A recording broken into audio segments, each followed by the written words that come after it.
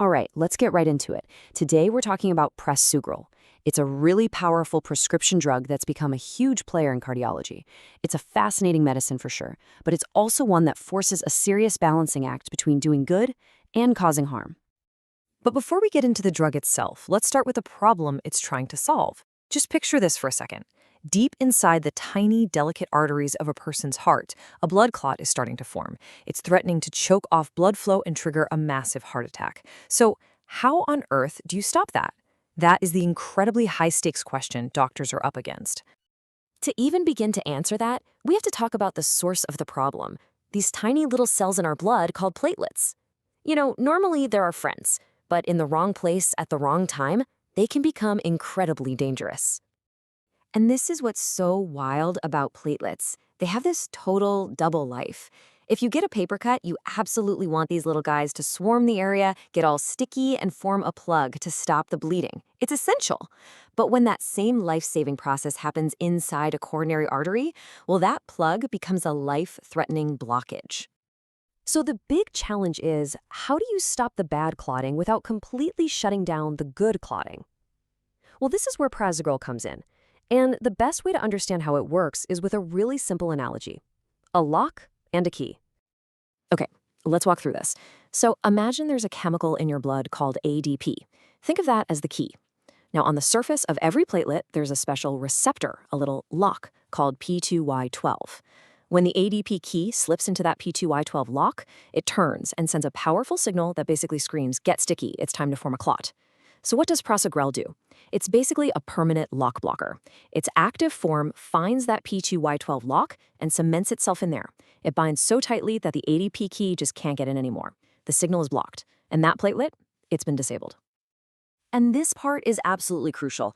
The effect isn't just for a little while, it's irreversible.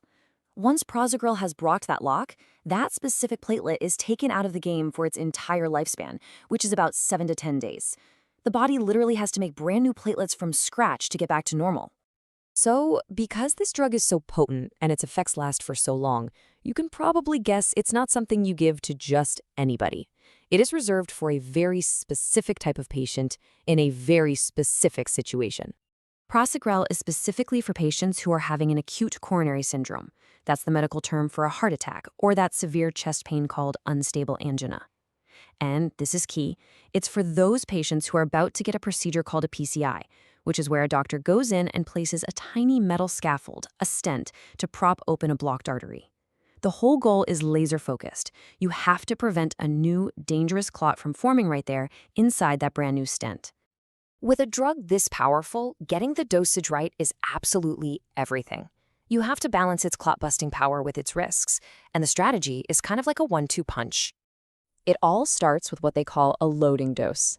This is a single, big, 60 milligram dose that's given right around the time of the stenting procedure. The idea is to just rapidly shut down a huge number of platelets right away.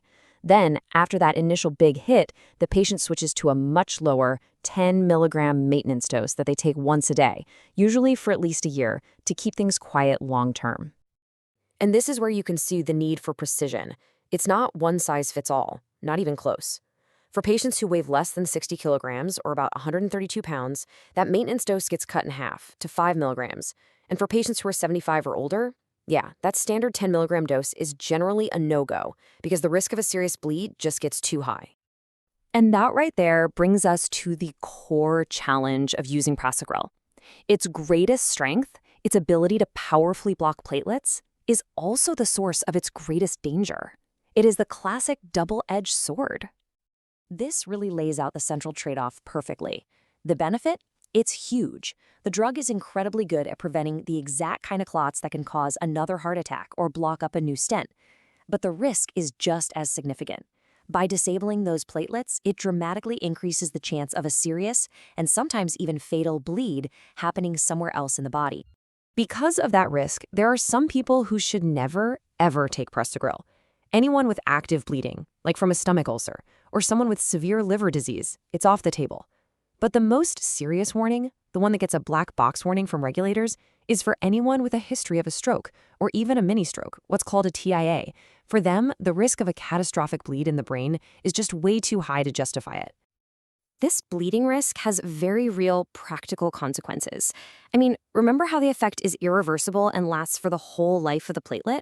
Well, that means if a patient on Prasugrel needs to have a planned surgery, they have to stop taking the drug for at least 7 days beforehand. That gives the body enough time to make new working platelets so they don't have uncontrollable bleeding during the operation.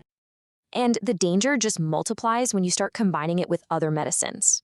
Using Prasugrel along with other blood thinners, like aspirin and an anticoagulant, creates what's sometimes called triple therapy. And that requires extreme caution because it sends the risk of a life-threatening bleed through the roof. Okay, so we've gone through a lot. What are the most important things to remember about Prasugrel? Let's try to boil it all down.